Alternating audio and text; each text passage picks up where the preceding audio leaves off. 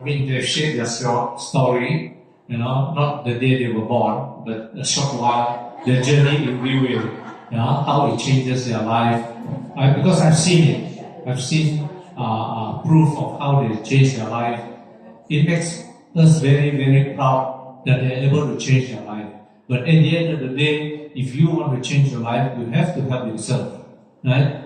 We can share our blessing, but you have to help yourself as well. Be disciplined, be disciplined, like, waking up early in the morning, call how many people, 10 people per day, 20 people per day, follow up with them, bring them to this event every Thursday, because the buffet is free. You don't have to put out any money, don't worry. Because we are doing people's business. So you need to bring people to share with them the product and the company as well. So the next speaker will be the 3-star. Any 3 stars here? Beth, Joy, Gina, Vicky. It's good to have, we went to the lost and found department. Yeah, we found Gina, Tanjela, we found Vicky. They have been here for many years, But sometimes they appear, sometimes they disappear, sometimes they appear, But now, I wanted to share their story, why they are back here. Is it because of the Christmas present? Yeah. So, let's make it short, 2 minutes. Let's welcome Vicky to share her story. Why is she back here? To become Team Elite. Power. Yes!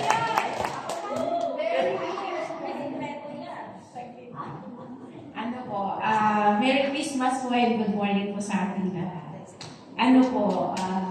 Totoo po yung sinabi ng ating Team Elite Pegasus na Team Supreme na lulubog lilitaw po ako. It's because, kasi po nasikaso ko po yung business sa bahay, nagtayo po ako ng water station, so medyo naging busy.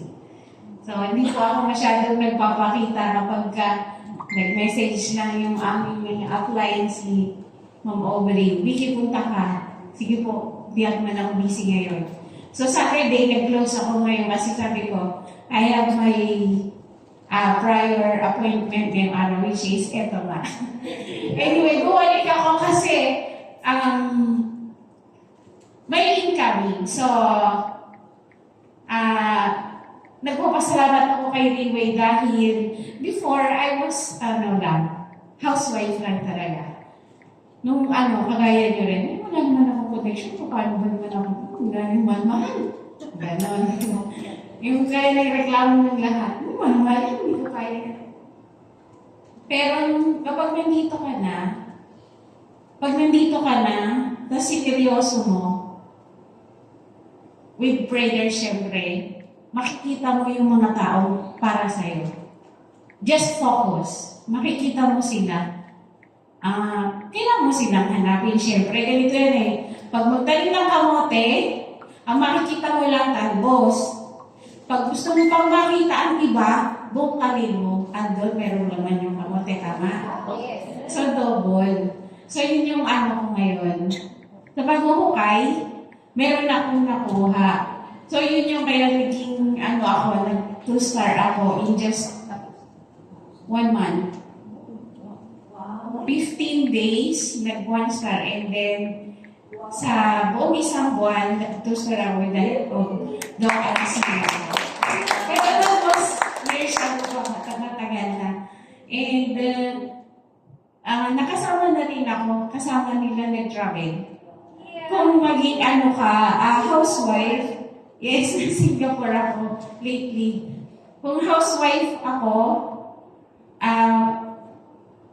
yung nag-alaga ka lang ng mga anak mo, nag-alaga ka ng apo mo, walang mangyari. So, kailangan mo lumabas. Expose mo yung sarili mo sa ibang tao. Sabi nga nila, go with the, yung mga tao na may pangarap. Kasi, kapag nakasama mo sila, mag-aano ka na rin eh. Mag-iiba yung pananaw mo. Mag-iiba yung pananaw mo sa buhay. May sabihin mo rin, ay, kaya mo nila. Isipin mo, ay, kaya mo din. So, kaya ko. Kaya natin kailangan lang natin mag-focus. Nandito ulit ako kasi tapos yung water station ko, bahala na siya. Gumalaw na lang siya. Yun, naghanap na rin ako ng tao na mag-handle para balik na ako ulit. Thank you so much.